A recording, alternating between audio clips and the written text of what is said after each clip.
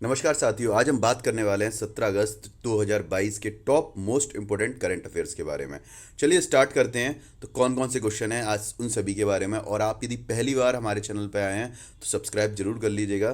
पहला जो क्वेश्चन है हमारा वो है, किस केंद्रीय मंत्रालय ने स्माइल 75 पहल शुरू की है। एक पहल है जो किस मिनिस्ट्री के द्वारा शुरू की गई है, ये आपसे पूछा गया है।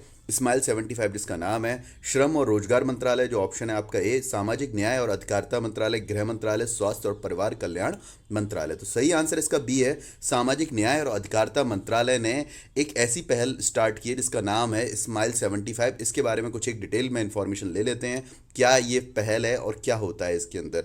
मंत्रालय हम सभी को पता लग गया ऑप्शन के थ्रू, सामाजिक न्याय और अधिकारिता मंत्रालय भारत सरकार ने मुस्कान, हिंदी में यदि बात करेंगे तो मुस्कान, और इंग्लिश में बात करेंगे तो स्माइल 75 पहल एक शुरुआत की है आजीविका उद्यम के लिए, सीमांत व्यक्तियों के लिए, समर्थन के लिए। ये किसके लिए है? उन लोगों के लिए जो बेसिकली सीमांत किस्म के लोग हैं। सीमांत का मतलब यहाँ पे ये है कि जिनके पास रहने के लिए, खाने के लिए कुछ भी नहीं है, मतलब गरीब लोग, बहुत ज़्यादा गरीब लोग हैं जो भीख मांग के अपना गुजारा करते हैं। उन लोगों के लिए स्पेशली ये पहल की शुरुआत की गई है।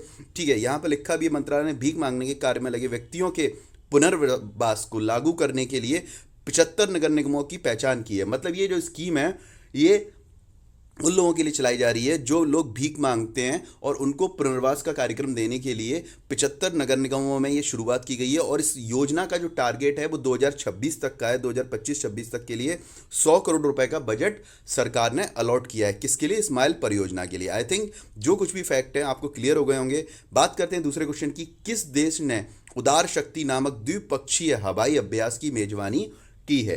तो ऑप्शन आपके सामने है, जापान, बांग्लादेश, मलेशिया, संयुक्त अरब अमीरात।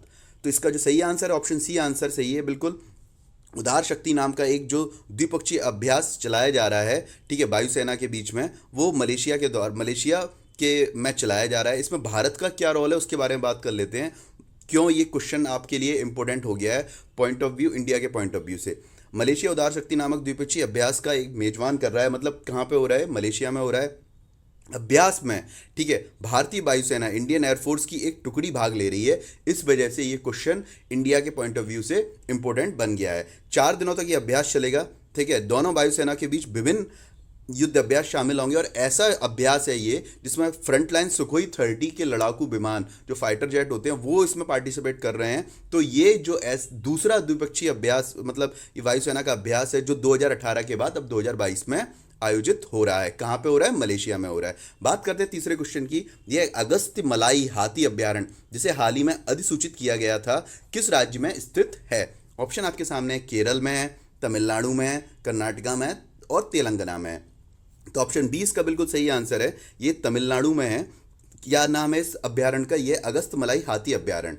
ठीक है जी, अब इसके बारे में कुछ एक फैक्ट और देख लेते हैं। तमिलनाडु में 5 अभ्यारण्य है, मतलब 5 हाथी रिजर्व हैं, और उनमें से ये कौन सा है? जो अगस्त्यमलाई, ये 5वें नंबर का है। इससे पहले कौन कौन से? नीलगिरी पूर्वी घाट है, कोयम्बटूर में नीलांबुर साइलेंट वैली है, ठीक है, श्री विल्लीपुथुर है, और अन्नामलाई राज्य में 4 मौजूदा हाथी रिजर्व हैं। कुल मिलाकर भारत में यदि बात की जाए कितने हाथी रिजर्व हैं, तो 31 हाथी भंडार है। केंद्रीय पर्यावरण मंत्री कौन से हैं? क्योंकि ये जितने भी अभ्यारण्य की बात की जाए, रिजर्व की बात की जाए, ये हमारे किसके अंदर में आता है? पर्यावरण मंत्रालय के अंदर में आता है। तो पर्यावरण मंत्रालय अभी किसके अंदर में है? भूपेंद्र यादव के अंदर में। जो इससे रिलेटेड फैक्ट हैं मैंने आपको क्लियर कर दिए। अब बात करते हैं यहाँ पे चौथे क्वेश्चन की। तो जो फोर्थ क्वेश्चन है हमारा, वो है आपके सामने है, पहली खेलो इंडिया महिला हॉकी लीग अंडर 16 में मेजर ध्यानचंद स्टेडियम में आयोजित होने वाली है। किस मेजर, मतलब यहाँ पे ये मेजर ध्यानचंद स्टेडियम कहाँ पे है? जो इंडियन महिला हॉकी लीग अंडर 16 जहाँ पे आयोजित होने वाली है। ऑप्शन आपके सामने है, 2 क्वेश्चन बन गए हैं कि महिला हॉकी लीग कहाँ पे आयोजित होने वाली है, मेजर ध्यानचंद स्टेडियम कहाँ पे है। 2 क्वेश्चन है, आंसर एक ही है, भुवनेश्वर में है, नई दिल्ली में, मुंबई में, गुरुग्राम में। तो ऑप्शन बी सही आंसर है, मेजर ध्यानचंद स्टेडियम, जिसमें महिला हॉकी लीग अंडर 16 होने वाली है, वो नई दिल्ली में स्थित है। ये कब से कब तक होगी? 16 से 23 अगस्त के बीच में होगी। कहाँ पे होगी? नई दिल्ली के मेजर ध्यानचंद स्टेडियम में होगी। पहली खेलो महिला इंडिया हॉकी लीग अंडर 16, तो ये पहली बार हो रही है, तो काफ़ी ज़्यादा महत्वपूर्ण, काफ़ी ज़्यादा इंपॉर्टेंट आपके लिए बन जाती है। बात करते हैं 5वें क्वेश्चन की। भारतीय वायुसेना का दल 4 दिवसीय द्विपक्षीय अभ्यास उदार शक्ति में भाग लेने के लिए कहाँ रवाना हुई? ये रिपीट क्वेश्चन हो गया है, क्वेश्चन थोड़ा सा अलग हो गया है, जो इसका पैटर्न है वो चेंज हो गया है, ठीक है, लैंग्वेज चेंज है लेकिन मतलब एक ही है। आपको मैंने आंसर बता दिया था इसका कहाँ पे होने वाला है, ये आपका होने वाला है मलेशिया में। ऑप्शन डी इसका सही आंसर है, ठीक है। उदार शक्ति अभियान अभियान है जो कहाँ पे होगा, मलेशिया में होगा। इसके कुछ एक फैक्ट हैं जिसमें भारतीय वायुसेना भाग ले रही है, 4 दिनों का अभ्यास है जिसमें भारतीय वायुसेना भाग लेगी। सुखोई 30 जो जेट है वो इसमें पार्टिसिपेट कर रहे हैं। कुछ एक जानकारी और भी है वो आप ले लीजिएगा। मलेशिया के प्राइम मिनिस्टर का नाम यदि पूछा जाए तो कौन, क्या नाम है उनका, इस्माइली सबरी याकूब, ठीक है। ये कुआलालंपुर, ये कौन सी जगह है, मलेशिया की राजधानी है। और मलेशिया की यदि हम बात करें करेंसी की, तो करेंसी मलेशिया की कौन सी है, रिंगिट्स के नाम से मलेशिया करेंसी यूज़ करती है। और कुआलालंपुर क्या है, इसकी कैपिटल है, राजधानी है। बात करते हैं हम यहाँ पे 6 क्वेश्चन की, तो वो है किस देश के राष्ट्रपति ने प्रस्ताव दिया है कि शीर्ष आयोग में पोप फ्रांसिस, संयुक्त राष्ट्र महासचिव एंटोनियो गुटेरेस और भारतीय प्रधानमंत्री नरेंद्र मोदी शामिल हों। तो ऐसा किसने बोला है, किस देश के राष्ट्रपति ने? ऑप्शन आपके सामने है कि जो सबसे बड़ा शीर्ष आयोग है उसमें पोप फ्रांसिस, मतलब ये संयुक्त राष्ट्र महासचिव के अलावा हमारे नरेंद्र मोदी जी प्रधानमंत्री भी शामिल हों। स्पेन के राष्ट्रपति ने, मैक्सिको के राष्ट्रपति ने, जापान के ने, रूस के ने। तो ऑप्शन बी इसका सही आंसर है। मैक्सिको के राष्ट्रपति ने ये वाली बात बोली है कि प्रधानमंत्री नरेंद्र मोदी को भी शीर्ष आयोग में शामिल होना चाहिए। बात कर लेते हैं कौन है, क्या है।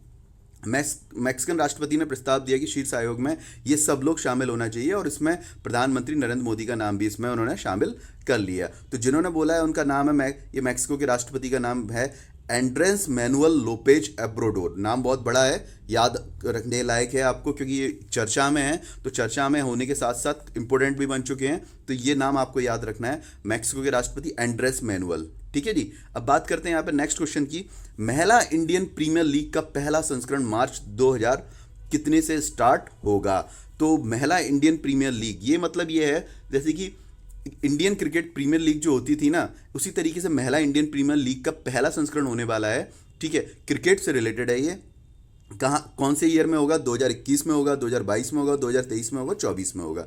2021 तो निकल ही चुका है, 2023 में इसका सही आंसर है ऑप्शन सी।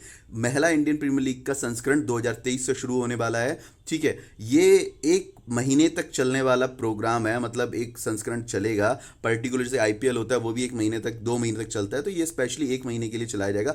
5 टीमों के साथ ये होने की संभावना है। ये एक अधिकारी ने पुष्टि की है इस चीज़ की, बीसीसीआई के अधिकारी ने। तो 5 टीमें भाग लेंगी। जैसे आईपीएल में देखा होगा आपने 11 के अप्रॉक्स टीमें भाग लेती हैं, तो यहाँ पे कितनी टीमें भाग लेंगी? 11 हैं या 13 हैं आईपीएल में, यहाँ पे 5 टीम लेंगी और पूरा महिलाओं का प्रीमियर लीग स्टार्ट होगा 2023 से, यानी कि 1 साल बाद से। अब बात करते हैं यहाँ पे 8th क्वेश्चन की। विश्व अंगदान दिवस 2022 का विषय क्या है? ऑप्शन आपके सामने है। आइए अंगदान करने और जीवन बचाने का संकल्प लें, पहला ऑप्शन ये है। दूसरा ऑप्शन है अंगदान करना जीवन को उपहार देने जैसा है। सी ऑप्शन है अंगदान के आसपास की वर्जनाओं को हटाना, प्रत्येक रक्तदाता एक नायक है। तो सही जो इसका आंसर है, विश्व अंगदान दिवस 2022 का जो विषय है, आइए अंगदान करने और जीवन बचाने का संकल्प लें। ऑप्शन ए बिल्कुल सही आंसर है इसका। बात कर लेते हैं इसकी कुछ एक फैक्ट के बारे में। विश्व अंगदान दिवस का यहाँ पे मैंने टाइटल भी डाल दिया है, क्या विषय? आइए अंगदान करने और जीवन बचाने का संकल्प लें। बेसिकली ये बनाया कब जाता है? ये बनाया जाता है 13 अगस्त को। 13 अगस्त को विश्व भर में अंगदान दिवस मनाया जाता है। और ये इसका जो मोटो है वो क्या है अंगदान दिवस का, कि लोगों में जो डर है, जो भ्रांतियां हैं कि अंगदान डोनेट करने से, ऑर्गन डोनेट करने से जो कुछ भी होता है, उन सबको दूर करना और इस चीज़ को आगे बढ़ाना, ये सरकार का, सॉरी ये पूरे वर्ल्ड का जो ये एक मोटो है जिसके बिहाफ पे ये पर्टिकुलर दिन सेलिब्रेट किया जाता है और इसकी एक टाइटल दिया जाता है। बात करते हैं हम 9th क्वेश्चन की। हाल ही में भारत ने किस देश को डॉर्नियर 228 विमान उपहार में दिए हैं? तो ये यहाँ पे आप देख सकते हैं, डायरेक्ट क्वेश्चन भी पूछा सकता है। डॉर्नियर 228 विमान किससे संबंधित हैं या किस देश को दिए गए हैं?